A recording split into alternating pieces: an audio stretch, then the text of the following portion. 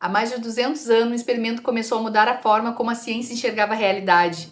E o mais curioso é que, mesmo depois de tanto tempo, ele continua sendo repetido nos maiores laboratórios do mundo. Não porque os cientistas ainda não sabiam fazê-lo, mas porque ele continua levantando perguntas que ninguém conseguiu responder completamente. No vídeo passado, eu te contei a história de Jacobo Greenberg, um homem que passou a vida inteira tentando entender qual era o papel da consciência na realidade. Mas enquanto eu estudava o trabalho dele, eu descobri uma coisa que me deixou ainda mais curiosa. Muitos anos antes de Jacobo nascer, já existia um experimento que fazia os cientistas do mundo inteiro questionarem aquilo que parecia óbvio. Um experimento tão simples que qualquer pessoa consegue entender. E ao mesmo tempo, tão estranho que até hoje continua sendo discutido. Ele se chama experimento da dupla fenda. E eu confesso que quando eu ouvi falar dele pela primeira vez, eu pensei, deve ser mais uma daquelas teorias complicadas da física. Mas quando eu realmente entendi o que acontecia naquele experimento, eu fiquei dias pensando, porque eu percebi que ele não falava apenas sobre física.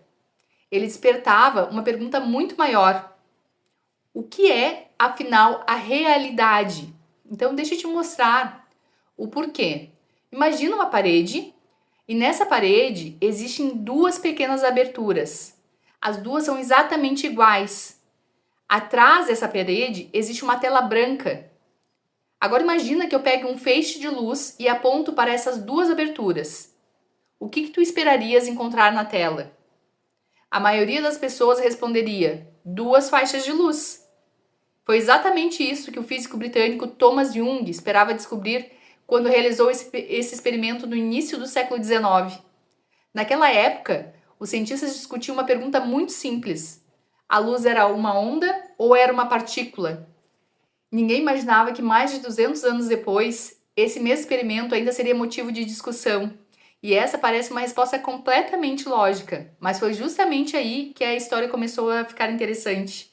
Os cientistas fizeram exatamente esse teste. Apontaram a luz para duas fendas e o resultado foi surpreendente.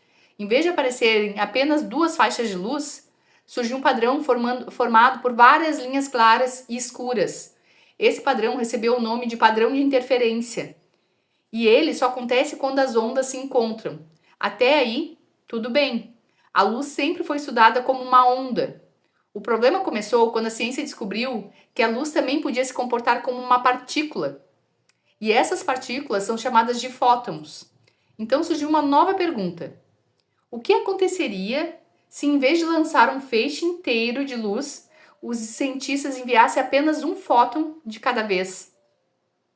A lógica dizia que se cada fóton fosse uma partícula, ele deveria passar por apenas uma das duas fendas e deixar apenas uma marca na tela. Mas não foi isso que aconteceu. Mesmo enviando um fóton por vez, depois de algum tempo, o mesmo padrão de interferência apareceu novamente. Era como se cada fóton se comportasse como uma onda, como se ele passasse pelas duas fendas ao mesmo tempo. Aquilo deixou os cientistas completamente intrigados.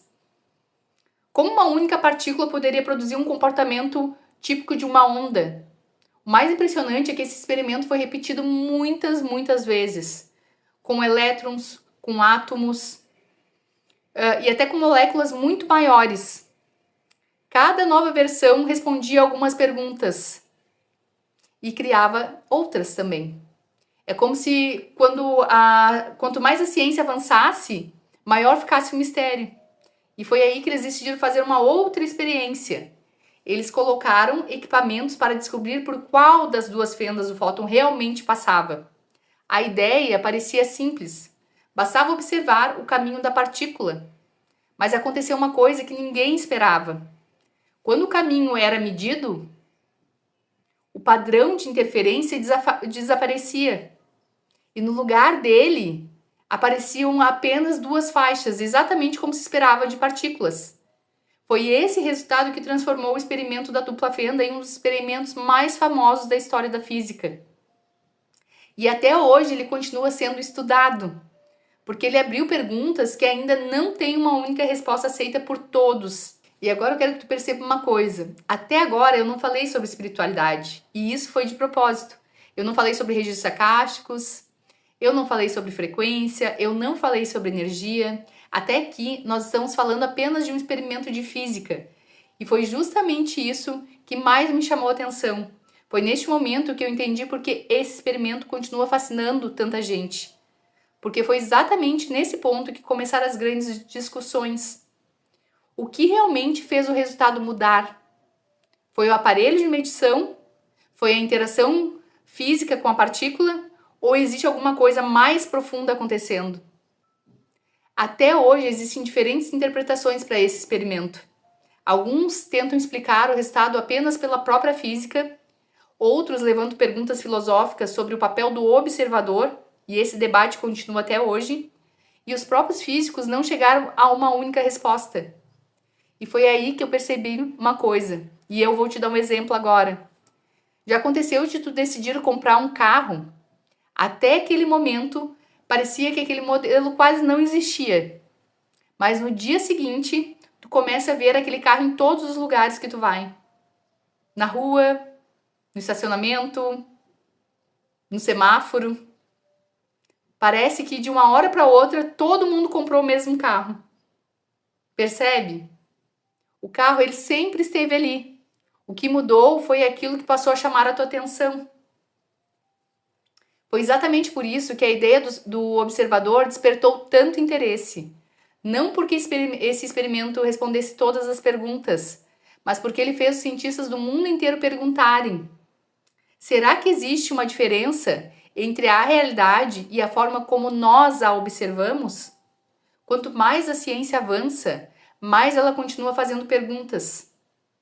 E foi justamente por causa desse experimento que muitas pessoas começaram a refletir sobre uma questão que também acompanhou Jacobo Greenberg durante toda a vida. Qual é o papel do observador na realidade? O mais interessante para mim nunca foi encontrar uma resposta definitiva. Foi perceber que as perguntas que esse experimento abriu, na verdade, criou mais perguntas que continuam sendo discutidas até hoje. E foi quando eu entendi isso que eu parei de procurar respostas prontas. Porque eu percebi que as perguntas certas, elas têm o poder de transformar a forma como nós enxergamos o mundo. Todos os dias nós acreditamos que estamos vendo a realidade exatamente como ela é. Mas será que a gente está mesmo vendo assim? Ou será que também existe um filtro entre nós e o mundo? Não estou falando apenas de física, eu estou falando da nossa vida, das nossas crenças, das nossas experiências, dos nossos medos, dos nossos julgamentos. Porque antes de qualquer acontecimento chegar até nós, ele passa pela forma como a nossa mente interpreta aquilo que está acontecendo.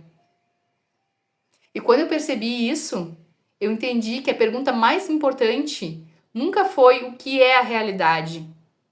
A pergunta passou a ser outra. Quem é a pessoa que está olhando para essa realidade? Até hoje, ninguém conseguiu responder definitivamente o que acontece naquele experimento. E, sinceramente, eu acho bonito quando a ciência admite que ainda existem perguntas em aberto. Porque isso nos lembra que aprender não é colecionar certezas, é continuar curioso. E no próximo vídeo eu quero sair um pouco da física e entrar na neurociência. Porque existe uma pergunta que muda completamente a forma como nós enxergamos a realidade. Se duas pessoas vivem exatamente a mesma situação, por que cada uma enxerga uma realidade diferente? O que faz o cérebro selecionar algumas informações e simplesmente ignorar outras milhares de informações? E quando eu entendi isso, muita coisa começou a fazer sentido na minha vida. E eu quero compartilhar isso contigo. Mas essa conversa vamos deixar para um próximo vídeo, né? E agora eu quero te deixar um grande abraço. Conhece aquilo que te faz vibrar. Eu te amo e não esqueça nunca, nós somos todos um.